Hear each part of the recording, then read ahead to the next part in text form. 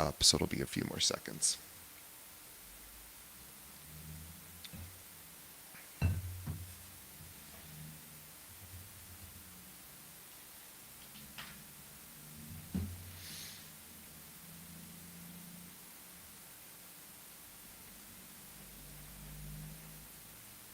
There we are. Cool. All right. Going live.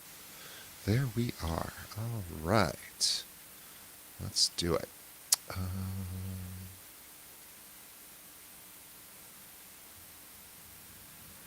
All right. Today, my guest on the show is Lindsay Dreyer from City Chic Real Estate in Washington, D.C. Let me tell you more about Lindsay. Lindsay Dreyer is the founder of Happy Agent Company, which is creator also of the Happy Agent Method, broker owner also of City Chic Real Estate, and host of the Happy Agent podcast. She's a joy-chasing, systems-loving real estate powerhouse who's built a thriving business without losing her mind or her weekends.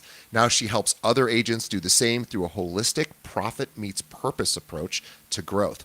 With over 21 years in the industry and 3 kids at home, Lindsay knows a thing or two about building a business that also fits your actual life. Her method empowers agents to ditch the hustle, attract aligned clients, and fall back in love with real estate. Because real success isn't just more closings, it's more joy, more money, and way more freedom. So if you are ready to build a business you actually enjoy, we're going to have you grab Lindsay's free, it's free, her Start with Joy Real Estate workbook.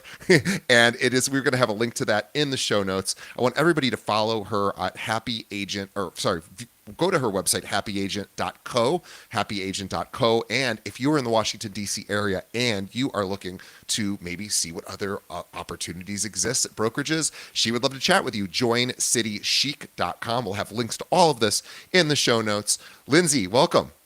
Thank you so much, DJ. I'm so happy to be here. Thank you. Well, also, please subscribe to Happy Agent Podcast. That will also be in the show notes as well. You've got a lot going on, which is so exciting. Things, yes. So let's get started. So tell me your story. So how did you get into real estate? It was a happy circumstance. I was a senior in college at University of Maryland in 2004, and I was just looking to make money. I wanted to make 6 figures, and I had 2 job opportunities. So I could go into new construction sales with Pulte Homes, or I could sell drugs, legal ones, pharmaceuticals with Eli Lilly. And I opted to sell homes in the Metro DC area for Pulte Homes. So at the ripe age of 21, I was selling multi-million-dollar McMansions. And really, I look back and I had no business doing so. It's amazing. Like, people were giving you their, life savings in some cases, or not giving it to you, but trusting you. No, it's so wild. Yes. It is. And because I think, like, would I give that sort of power to a 21, 22-year-old? I don't know, probably not. I mean, I appreciate the agents that can do it, and I think it's great because it means you sort of trial by fire. Like, if you can do it at that age, you can do it at any age, right? Oh, for sure. And it was such a great training ground for me because the company gave me really boot camp in real estate, mortgage, construction, sales. We were lean, mean selling machines. So when the market crashed in 2007, 2008, I transitioned over into general brokerage. In the Washington, D.C. market, first-time buyers finally had affordability coming back. So that was my niche. And I was able to sell $6 million my first year as an agent and basically just rode that wave. And I bounced around from a big brokerage to a mid-size to a boutique. And in 2011, I decided to open City Chic Real Estate. Wow. Now, what was the reason for opening your own firm? I guess you had tried others and just couldn't find the right match. Yeah, really what it was they were all so archaic and traditional. And I personally have a background in marketing and tech. So I started designing websites when I was 14. I got my bachelor's in marketing. And so for me, I really couldn't find the right fit of a brokerage that was able to support a millennial agent like me. And so I wanted to create a brokerage that you actually got something for your split. So they actually helped you with marketing and helped you be cutting edge in terms of technology. And they also just helped you run your business. And so that essentially was my mission in 2011, was create a brokerage that was just hyper supportive of their agents. so they could have a life. And that is my mission even today, is that I want my agents to be top producers, but I don't want to take over their life. Yeah, and that's a difficult balancing act. I think, in particular, women in particular, this is, there's more women realtors than there are men, Yes, of course, and women have a tremendous number of responsibilities in more sort of traditional, thoughts and norms, and they have to do a lot, and they're expected to do a lot, and it isn't easy to do any of it. And I think us men get off a little easier than than the women. But there's just a lot to juggle. There's family, there's children, there's your job, and there's also, of course, real estate happening all over the board. It doesn't just happen from 9 to 5, of course. So it is really tough to juggle, and that's one of the biggest challenges I think any agent experiences when they get into the business. Sort of maybe not understanding that, and how to set those boundaries, and also how to succeed and do it. exactly. So, yeah, let's talk about how to create since balance is impossible, a more close to balanced life, because we could all use that. I think there's always, rough spots in anyone's business that could be smoothed over, and it's usually about, sort of tweaking little things here and there. So you do it through reverse engineering. So tell Yes. us about what reverse engineering is, and why, and how we can do it.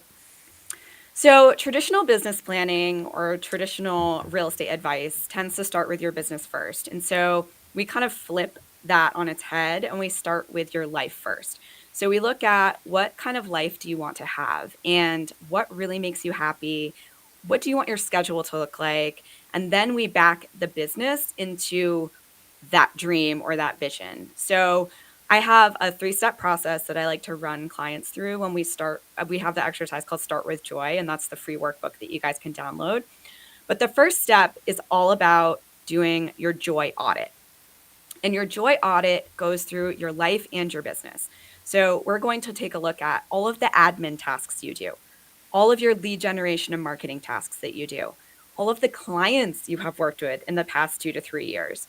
And then we are going to rank all of them on enjoyment, not profit, not anything else, but it's how much did you enjoy it? So, do you love the paperwork? Do you love social media? What do you love? And so, from a 1 to 10, you are going to rank all of those different things. So, I think post it notes are a really good way to do this. And we're going to take a look at anything that is a 7 to 10. So anything that ranges in your 7 to 10 zone, that's your zone of enjoyment. And that's usually where you're going to want to spend the most of your time because it's where you enjoy the business. And that's how you avoid burnout. Anything in the 1 to 6 range, you're going to see if you can delegate it or eliminate it or make it more enjoyable. And so that's basically your joy audit for your business. Now, in your life, I think we forget oftentimes what we like doing. So we're going to go through and take a look at what people do you love to spend time with, because I'm sure there are relationships that need some nurturing and that have slipped through the cracks because it definitely happens to all real estate agents. How about activities or hobbies or things you actually enjoy doing? And so we're going to get that list together of the things you enjoy. And then you are going to design your ideal week. And we start with your personal things that you are non negotiable and that you enjoy. So maybe I know for me, my son's baseball games are number one on that list. Um, Also, I am a daily meditator.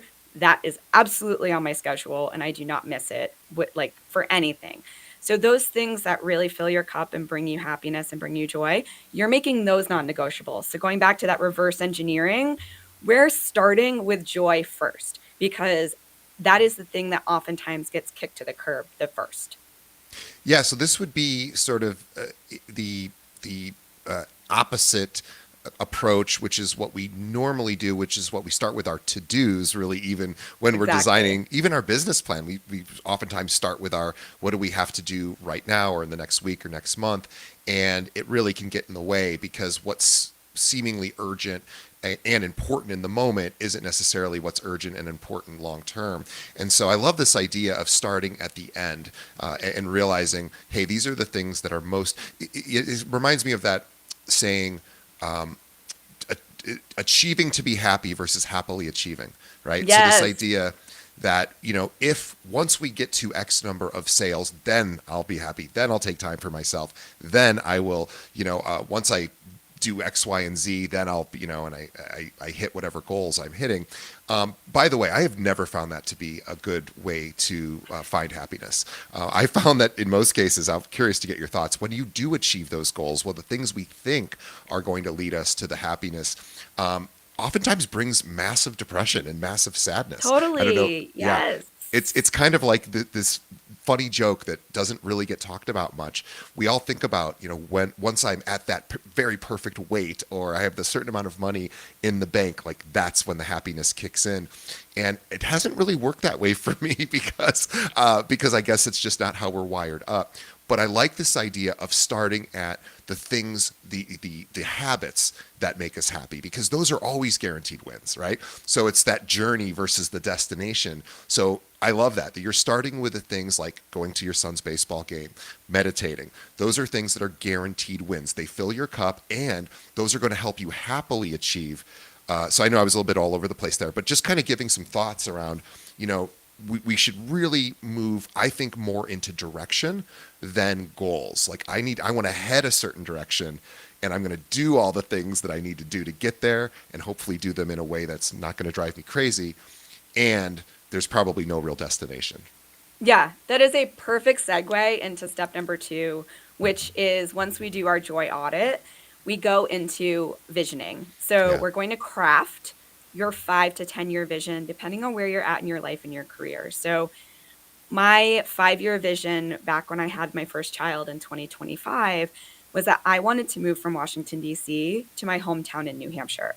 And that was a 5 year plan that I just knew in my heart it was what I wanted. And I know we all have those dreams and we don't listen to them. And this one, back in 2015, this was a crazy, crazy goal because how can you run a real estate brokerage remotely from New Hampshire?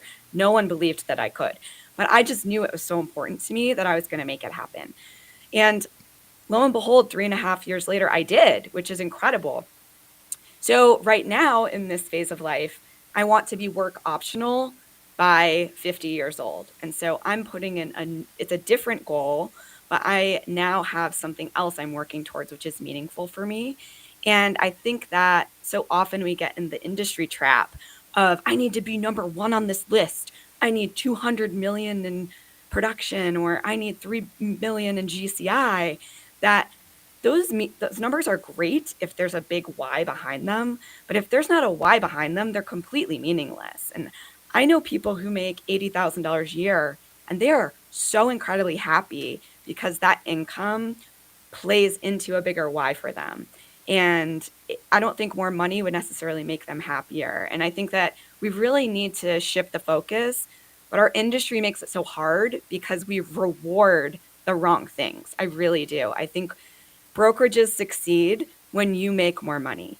And I think that they have an incentive to really work agents to death. Sure. And I just think that as real estate agents, you need to realize that that's happening. And social media plays into it. Everything plays into that bigger is better mentality. But when is it just enough for you to be happy? When is it just enough where you can have the life that you want? Yeah, I think that's really important. And for those of us that have earned more money than we thought we could in the past, and we see certainly more money when you don't have enough to do certain things that you want or need to do. Certainly it can bring happiness, of course, because it just brings peace of mind, maybe less anxiety, less fear, less stress. And to me, that can result in happiness. But it's interesting when we look at the actual studies around happiness. I don't know what the most current data shows, but it's something like once you get over $100,000 Yeah, I think it's a year. 120,000. Yeah, I Yes. think, yeah. Once you get over 120,000 and up to sort of an infinite amount of money you could be making, your happiness level doesn't change all that much. It doesn't go down, but it doesn't necessarily rise to what you think it might. But that sort of rise from making almost nothing up to 120,000 is significant. And I guess that's probably because at that level, the mass majority of individual people, again, I'm not saying families, but maybe individual people can kind of pay their bills at that point. They can pay their bills. They're not super stressed. So yes, we want of course again, I want to make as much money as possible too. So I am not saying do not go for more money, because you could do a lot of wonderful things with money, including. But this goes back to Lindsay's point: knowing your why. Like, even if you just want to give it away, right? You can do that. You can do good with it, or you can do good for your family or for yourself. Exactly. Yeah. Yeah, and I there are agents that make millions of dollars, and they're happy, but they've figured out how to create a business that doesn't take over their life, and they also have a meaningful purpose to what they're doing. And I just think that it takes a little while for you to figure that out in this industry. Like, I had to reach a point of burnout for me to realize that I had to stop chasing more and more and more, and I had to start chasing what was important to me. And so I think that that's a really important reframe, is what's important to you. Because if you're chasing the wrong stuff, you're just going to be miserable. How do you recommend somebody stays in touch with their why? Because it's so easy to put that behind in the back of our mind. It's so easy to just forget, from time to time when we're hit with something immediate that seems urgent and important, or we're, following the news, which is, Hmm. largely, you know, created in a way to inflame, our senses. So it's easy to knock us off our game, right? It's certainly for me. So how would you recommend that should stay? What should I do to be able to keep my whys, in my purview?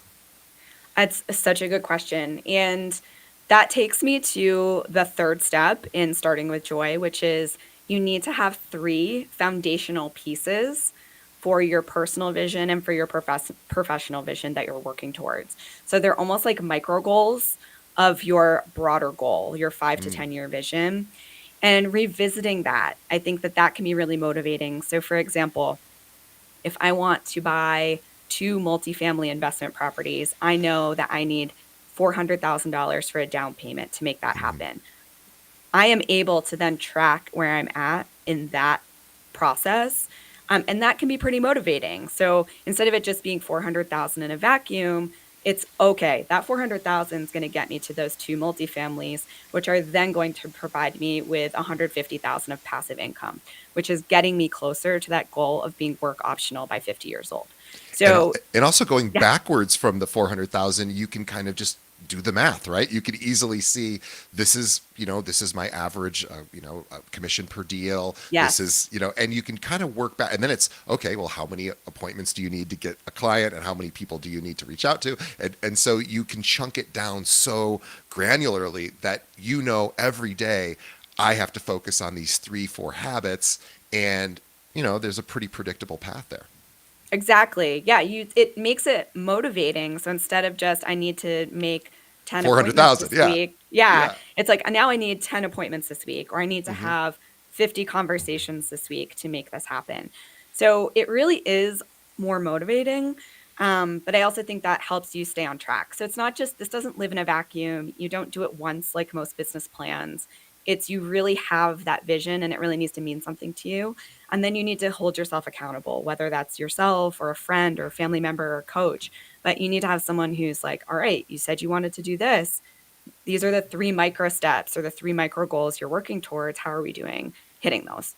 Yeah, let's talk about accountability, because I personally think that this is one of the biggest opportunities for agents to really consider implementing. We all kind of know what we should be doing. I mean, if we've been in the business long enough, we know, we should know specifically what we're doing. But even if you don't have it written down, you sort of know you should be reaching out to clients, you should be deepening relationships, meeting new people, putting them in your database, like setting up CMAs. Like there's things we know to do, and having accountability for me is the only thing that works for me. I would love to say that I am so disciplined that I hold myself accountable for every part of my life and I just get things done. Boy, I don't. And it's funny. This is funny. You'll get a kick out of this. I did a Gallup does this. They call it a strength finder, and they Hmm. list 34 strengths. It's amazing. I encourage everybody to do this. It's like costs like $30 or $40, and it will tell you exactly what you're best at and what you're weakest at. And they will tell you, don't even try your weakest stuff, because it's not going to happen. my 33rd out of 34th skill. So like the second from my second least, accomplished skill was discipline. And people tell me they think I'm so disciplined. The reality is I just have a lot of accountability. I don't have discipline. I wish I did. I wish I didn't need people. I have somebody waking me up every morning at 5 or at 6 a.m. And then I wake myself up at 5:55, so she doesn't actually have to make the phone call because that like gets me to do it. Because I don't really want her to have to call me. I'm 48 years old. I feel like a little embarrassed about that. So I set my alarm at 5:55, and that will get me up because I'm like I don't want her to have to call me. So that's accountability, and it sounds silly maybe to others, or maybe it sounds smart to others. I'm not sure, but it gets it done. And so I think let's talk about accountability. How do you recommend people set up accountability? I think there are so many ways, but the first is you just have to know yourself and you know yourself. And I love this phone call. It's like, I don't Yeah. want the shame of having somebody wake me up at 6 o'clock. So I'm going to Yeah. wake myself It's a up. little But embarrassing. Yeah. no, it's not embarrassing. I think it's No, no, no, great. no. Like I I'm love sort of this. tongue in cheek about it, but my point is the reason why it works for me, and also I think this is important to understand, it's not because actually paying somebody to do it. It's because in my mind, some have to do that for me. So because of that, because I'm wired earlier, so that she doesn't have to pick up the phone and actually make that do that. So again, it's just how I'm wired. So you should know how accountability helps or doesn't help you, and Right. So I think accountability can be systems, it can be technology, it can be people. And I think it's anything that you want to stick to in terms of your goals, you need to figure out an accountability system for those. And so I know for me, my employees act like my accountability a lot of the time because they are like, I need this from you, Lindsay. Like, you need to make this happen. And so anything that makes you do something that you don't want to do, that's accountability. And so it can be your phone, it can be a person, it could be a CRM, it could literally be body doubling on a Zoom with somebody, but just making it happen is what accountability is all about.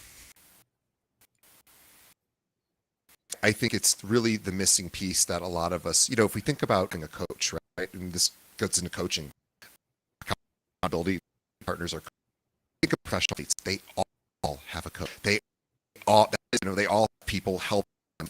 They don't. At least I've never met a professional athlete that does it all themselves. They all have a team of helping them. So again, if they need accountability partners, we probably need them too. Exactly. There's no shame in that game. Like to get to a certain Totally. level, you have to have help. And I think that that's another hard piece for real estate agents to understand is like you don't have to do it all by yourself. And most top producing agents don't. They have a support team that they've built around them, and accountability is a piece of that. So you've sort of understood, figured out what brings us the most joy, the habits we need to cultivate, and we have why we have these actually start then where are we at in the process? You're breaking up. Uh-oh. Oh, I'm sorry. There. Am I up? Hold on, are you there? Okay. Break. Am I still up? Yes.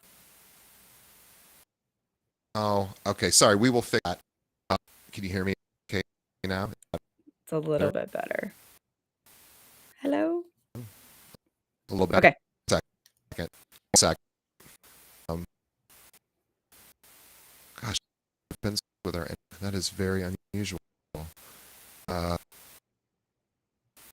okay. Am I coming through any better? Or is it still? Yes, that's much better. Nope, that's better. Good. Sorry. Let's go back. So now we're in the process. Wait, hold on. Oh, did you just lose me again? Yes. Oh my Oh, gosh. technology. Crazy. Yeah, It's isn't the it fun best. now? Mm-mm. Let's see. Should be good. Okay. Yes, What I can do is I can switch my I think so. Yeah, I think I got you. or do, okay. Sorry, we'll fix that. Yeah, a little internet glitch there. We are Lindsay. Can you hear me okay? I hear you No, good. you I hear can't. All you. right. Now, let's hope it sticks. Okay, let's try it. All right. So let us know sort of where we're at now in the process. Okay, so we had Follow the Joy, which was your joy audit. So we're going through ranking everything we're doing from 1 to 10, and 7 or more, that's your enjoyment zone. So that's where you're going to enjoy the business the most, which is just an important piece to know. The next is your casting your 5 to 10 year joy vision. So, what does your life and business look like in 5 to 10 years? What are your goals? Where do you want to get to? And then the last piece is your 3 foundational micro goals underneath your life and business joy vision. And then it's staying accountable or putting in pieces to your business that you need to make it happen. So maybe you need to hire an assistant, maybe you need to get a buyer's agent on your team.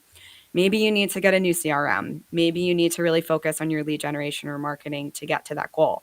So it's all about then that's your business plan. And so I find, again, so many agents do it backwards where they start with a number that they want to achieve, but they're not reverse engineering it by starting with joy, starting with their life goals first. And that's ultimately, I have seen so many agents in this business burn out, hate their life, just absolutely flame into the ground. And the ones that don't do that practice this. They really are so good at knowing why they're doing what they're doing and then optimizing their business for their lifestyle and for the time and energy that they do have to invest in their business. But their life doesn't get the leftovers. Like their life is always first, whether that's your friends, your family, yourself. But it's like that they always come first. And DJ, I'm not going to say it's easy. It literally is so hard. Like it is a muscle you have to flex by putting yourself first and your needs first. But the more you practice those boundaries, the more you really start to put yourself and your time first, it comes easier. And it's very uncomfortable at first. It's going to feel really weird to tell people that you're not available on a Sunday when you really want to be available on that Sunday because you know you're probably going to sell something. But maybe you have, again, a buyer's agent or a licensed assistant who can step in for you on that Sunday. So once you start setting those boundaries, you can then fill it in with the support that you need to make sure you hold those boundaries firm. Yeah, I think that's a really, really solid point. Again, happyagent.co is where you can go to start this process. The Start with Joy workbook is available. It's free. It's right on her website. We also have a link to that in the show notes. But yeah, I think you're right. There's this idea of really just again being intentional. It sounds like what we're really talking about is intentionality and how do we actually structure our day? How do we structure our week instead of just letting things happen? Because again, the market's going to do what it does, and our Right. leads are kind of do what they do, and our people in our database are going to either use us or they won't. And yes, we can influence that, and we should be doing all of the behaviors. But if we certainly don't have control over a lot of what actually ends up happening other than our habits and our behaviors. So I love that, we're starting with what we think is going to make us the happiest and then getting all the way down to, okay, what are the daily tasks I need to do, and can I get some of these off my plate? And for those of us thinking, I can't afford that, right? I can't afford to hire an Right. assistant. I can't afford, I will tell you, I have an assistant and I can't afford an assistant, in the traditional sense. Yet I have a wonderful assistant. So there are ways to do this that are a lot less expensive than you might consider. There are people all over the world that are wanting to help you in your business, and they have time and they have different needs than you. And so they will tell you what they charge, and you can find people that are competitive and hopefully are within your budget. Yes, exactly. And also, you don't necessarily have to pay them right away. So, with a buyer's agent or a licensed assistant or someone around in that realm, they could have a cut of your deal. So they're getting paid when you have a closing. And that's how I started scaling initially. Was I didn't pay anybody. I just had somebody who was licensed who wanted to learn the business and wanted to help me, and I was cutting them in on my deals. So, it doesn't have to cost you money right away. You can get creative, but usually you're hiring before you feel comfortable have at spending the money. But I will tell you, it helps you leverage so much more quickly. And also, I don't think I've ever regretted spending money on leverage. Yeah, me neither. It's certainly, and also understanding like what's our hourly value. That's another Hmm. wonderful exercise to really think about, what did you make last year? What was your hourly wage, depending on how many hours you chose to work? And then also understanding, again, I know we're not necessarily starting with the outcome of just money, but figuring out what is my hourly wage? If I were to do the number of deals realistically, that would stretched, but realistically Yes. stretched, what would my hourly wage approximately be? And then from there, figuring out, well, what tasks am I doing that are really not sort of worth that time, because that time's Hmm. valuable. So, if it's better for me to go on Facebook and start messaging people and connecting with them, and on LinkedIn and liking their posts and calling people that are in my life and just checking in on them, if that's actually what generates business, then maybe the paperwork side of it could be offloaded to someone else who, because that isn't generating the income that I'm looking for. It's helping get a deal closed. And I also think you said something really important, which is I very rarely hear people say this. And I'm so glad you mentioned it, which is, I can't afford to hire an assistant. You're like, well, what if you just cut them in on your deals? You Yeah. said, hey, I've got these tasks that I'm not particularly strong at, or I just need to do other things. If you do these for me, I will give you a cut of, every deal that you work on. I think that is, it's as simple as that sounds. That is not how a lot of agents think. So, agents think in terms of teams, like if you're on a team, you get a certain cut. But, as far as getting some help for other tasks, this is a really, really solid idea. I love that. It's also like the market's shifting and it's really wonky in a lot of places. So there are agents that need the income. And if you need the help, it's a win-win for both of them. Yeah, I agree. I want to shift gears. I want to ask two questions, and I meant to do this at the very beginning, and I'm going to see if we can patch this into the very beginning, because I think this is always a fun way to start, and I just wasn't thinking, and I didn't get it done, but we'll do it now. So my Okay. two questions are, and you don't know they're coming, so this will be really fun. No pressure, of course. Just we expect perfect answers here, so good luck. It's only No, no, no, perfect no. here. They're very they're if you need a moment or two to think about it too, no big deal. I can talk, but what's the best piece of advice you ever heard as an agent?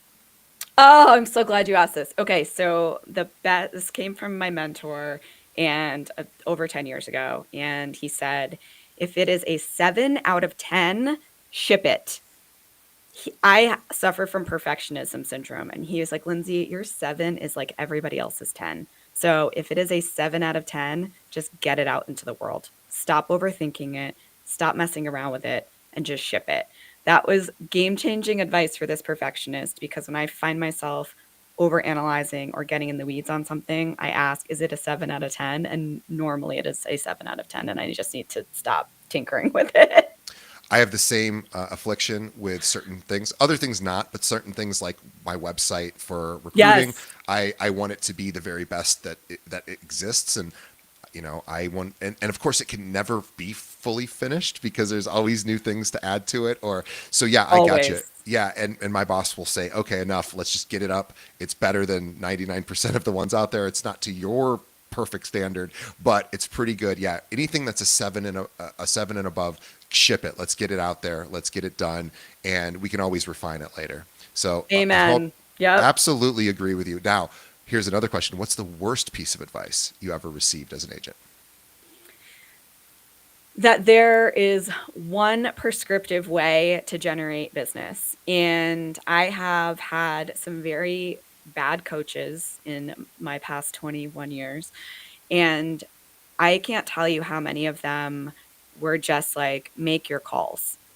And I think that that works for a certain type of person and a certain type of clientele. But I think that there is not just one size fits all when it comes to marketing and lead generation. And I think that that was probably some really bad advice I got, because I got really discouraged early on in the business, because I didn't like any of the activities that coach was making me do. And later down the road, I realized or I learned that there's 4 types of lead generation personalities. Yeah. And it totally made sense that I didn't resonate with these coaches, because they were trying to put me in the prospector box. And I'm not a prospector. I'm a marketer and I'm a converter. And so it was very eye opening for me. But that was some of my worst advice, was that you need to do this, you need to do this. And it just, again, going back to building a business you love, you have to love the activities you're doing. Yeah, let's teach our audience something as you being a millennial can attest to. And again, this isn't everybody. We're just going to Right. generalize. But let's say, do millennials like getting phone calls? Are you joking? No. And actually, what I've realized, and this is kind of related but unrelated, is that I love getting voice notes. Yeah. And that is the new phone call to me.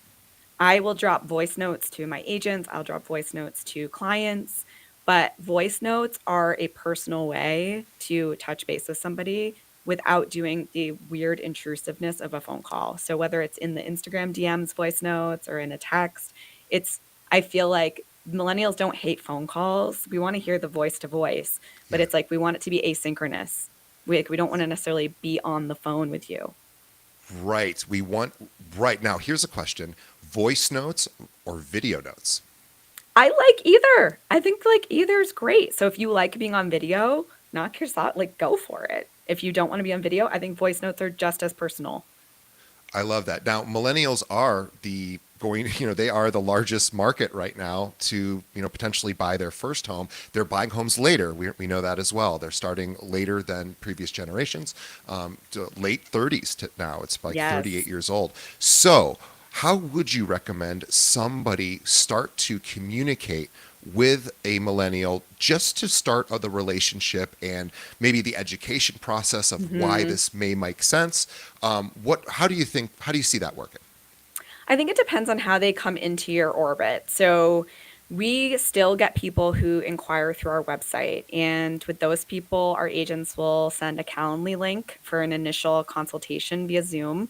So they're picking time that works for them. And then we run through our buyer presentation, like teach them about buyer agency, how agents are compensated, all of that good stuff. And then basically schedule their tour and get them pre-approved and all of that. So if they're coming to us, we're usually scheduling the consultation right away. Um, Sometimes it's sphere referral. A lot of time it's referral, and that's a similar process. But a lot of times we're either doing it online via Zoom or we're going in person, casual coffee date kind of vibe. Hmm. Um, so I think the biggest thing with the millennial demographic is that they're looking for expertise, but they're also looking for authenticity. Like we can Yeah. smell a faker or somebody who's a phony or just in it for the commission a mile away. Like I can smell commission breath like so badly. And I know that millennials can feel that too. So we don't want someone who's just putting on a show. We want someone who really puts our interests first. Which I think is why so much of our business is referral because most of our clients are older millennials or I would say like the 35 to 45 demographic. Um, but they're just looking for someone who's really has their interests at heart and they're really looking for someone who genuinely wants to help them through this process.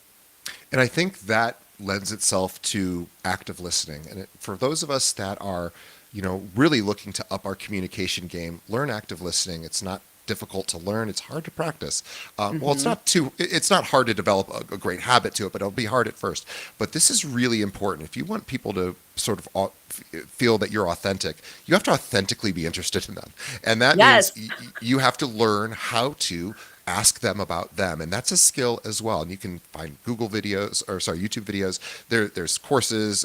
You probably teach this as well in your coaching and your different products. There are so many ways to learn this, but learn how to get into somebody's sort of passion. Like, what are they interested in? Why is it important to them? Their what, their why. And if you do that, I think what you'll end up realizing is there's not much competition in that particular way. There's definitely better realtors and there's people who are more Right. successful. But when you really take time to get to know somebody and beyond the transaction and understanding why the transaction is important to them and what they're looking to do and what their vision, what their 5-year vision is, what do you want to do? How do you want this home to look in 5 years? And, doing those kind of things, we think all agents do that. Most agents don't. They just go, oh, you want to buy a I home? Cool. Tell me what you want and I'll go find it for you. I have a great example of this literally a couple days ago. I had a woman who is downsizing into a condo and we were having a discussion and I said, you do realize that this building is a walk up and there's no elevator, right? Because I knew she was aging in place and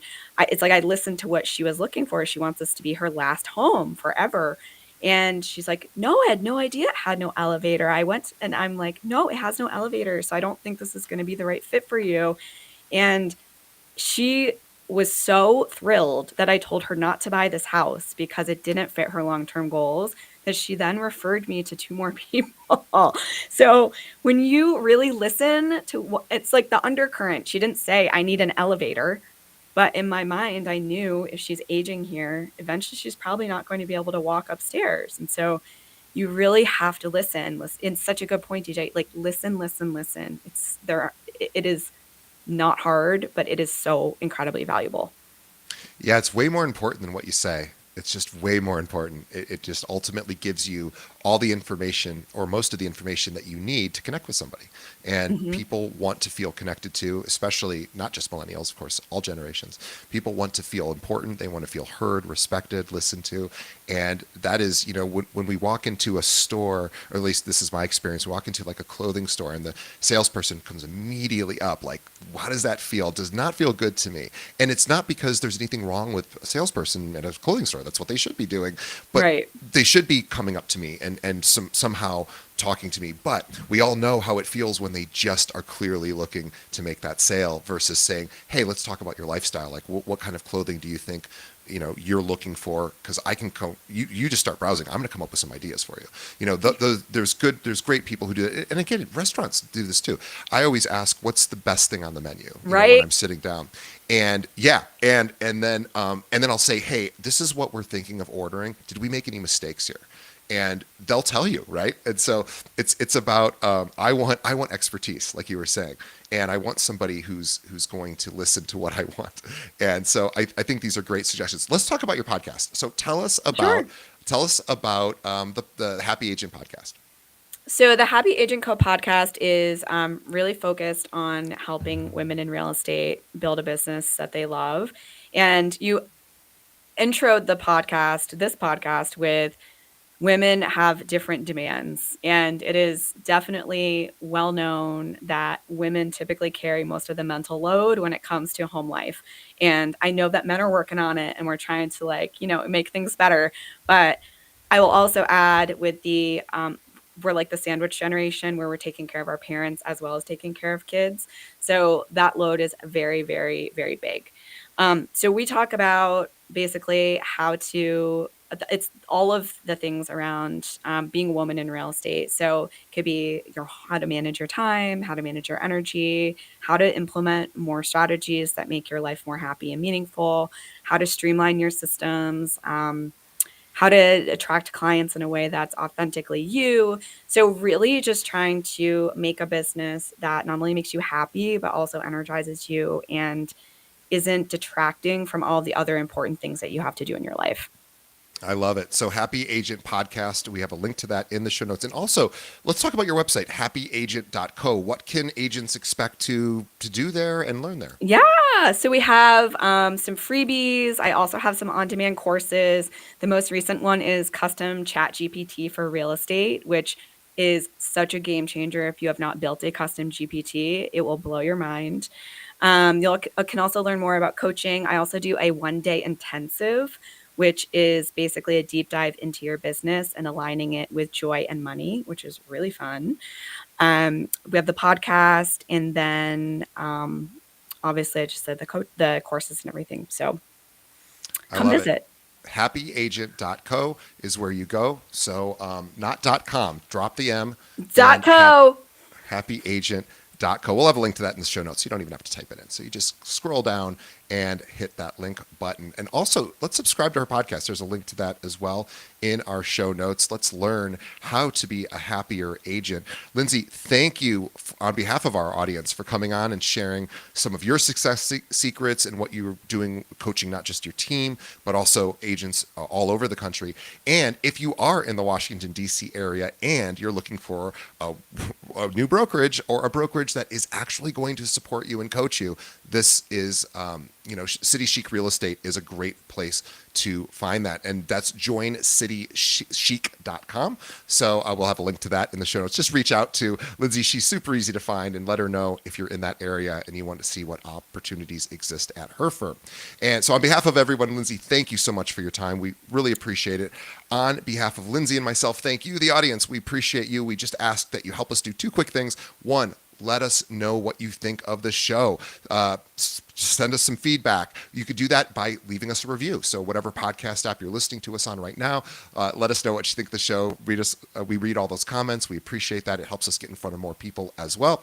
And please tell a friend. Think of one other agent that could benefit from this conversation. All agents could benefit. Honestly, this was a great episode. I've done over 600 of these. This is one of the best ones we've ever done. Oh, So TJ, please, you're the best. well, you did. It was you that did it. So I appreciate you. So thank you on behalf of the audience as well. So please tell a friend about this episode. Let's get people signed up with Lindsay's podcast, The Happy Agent Method, and let's get people over to the website happyagent.co. But also tell a friend so that we can keep getting in front of more people with this podcast.